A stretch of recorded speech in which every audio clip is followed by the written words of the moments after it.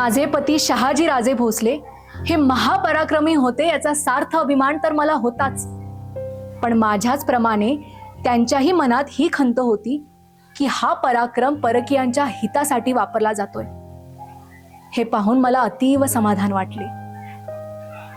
विचारांचा हा समान धागा काहीतरी नवीन करेल असं वाटत असतानाच एक दुर्दैवी घटना घडली। दौलताबादच्या दरबारात निजामाने आपल्या मातब्बर सरदारांची एक बैठक बोलवली होती।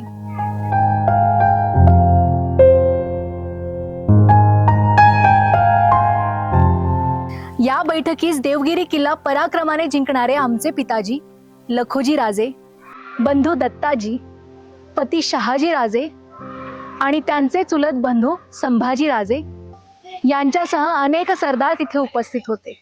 दरबार सुरू असताना एका बिथरलेल्या बलदंड शक्तिशाली हत्तीने दरबारात प्रवेश केला।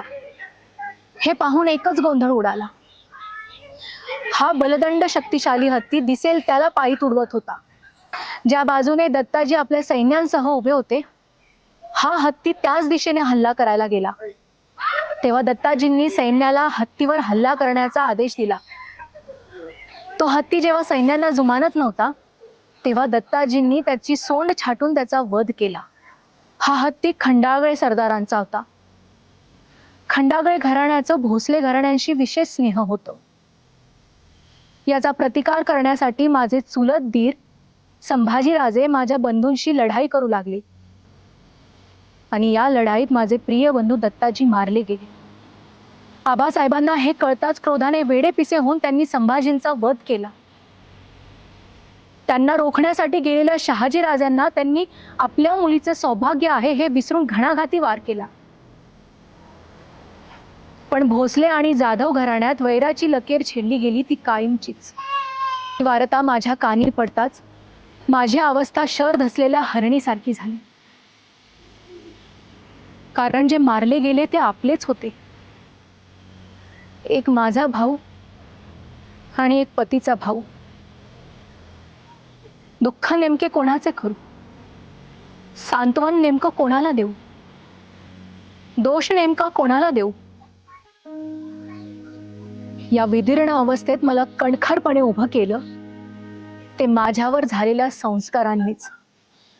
सर्वात मोठा धर्म हा पत्नी धर्म असतो हे तत्व लक्षात घेऊन मी माझ्या पतीच्या पाठीशी खंबीरपणे उभी राहिली।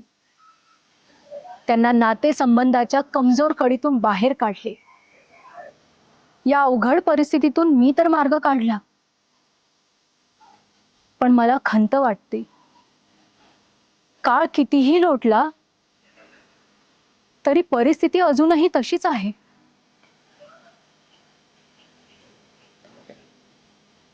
आपलीच माणसं आपल्या माणसांशी शेतीच्या बांधावरून,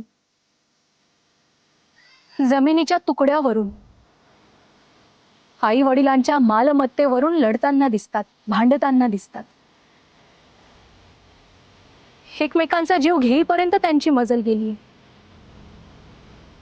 हे सगळं पाहून एकच प्रश्न माझ्या मनी येतो,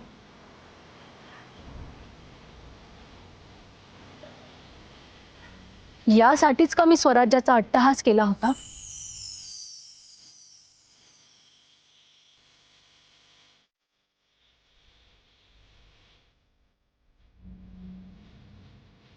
आपापसातील भांडणं, भावाभावांमधील वैर आणि मुघलांचा अत्याचार थांबवायचा असेल, यातून सुटका हवी असेल आणि एक चांगलं शासन आणायचं असेल,